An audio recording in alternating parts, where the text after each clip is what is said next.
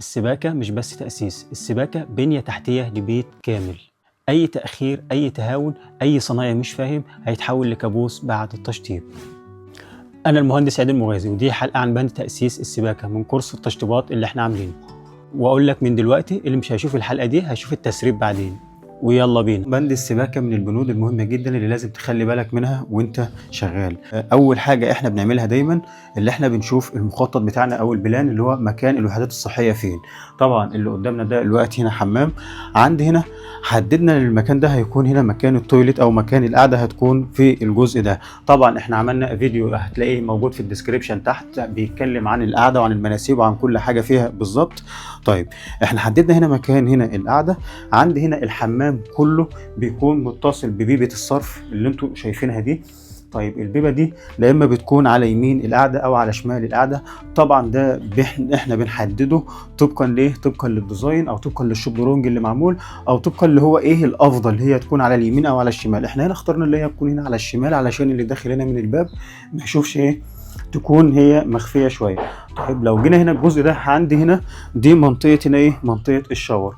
عندي منطقه هنا الشاور ده الخلاط بتاع الشاور، ودي السماعه برضو عندي الشوب درونج جايبها اللي هي تكون جايه من السقف. احنا اوقات بننزلها هنا بنجيبها من الحيطه، واوقات بننزلها من السقف على حسب الشوب درونج او على حسب التصميم اللي احنا عاملينه.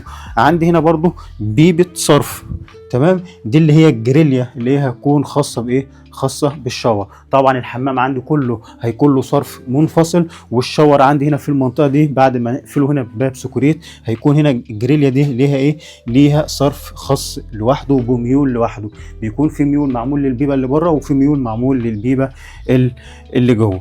طيب عندي دي ماسوره الفائض. ماسوره الفائض دي عملنا برضو فيديو واتكلمنا عليها قبل كده بالتفصيل. طبعا حددت هنا منطقه هنا القعده، عندي هنا منطقه هنا الشاور.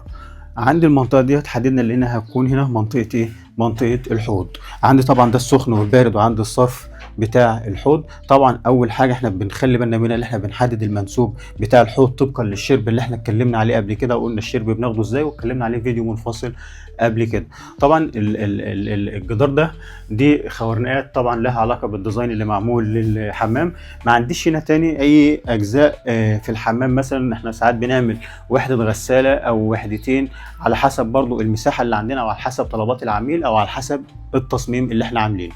وفي نهاية الفيديو عايز اقول لك لو تأسيس السباكة اتعمل صح مش هتسمع صوت تنقيط، مش هتشوف سقف بيبقع، ولا هتشم ريحة صرف. تابعني دايما هنا، ويا ريت سبسكرايب ويا ريت علامة الجرس علشان تشوفوا كل جديد.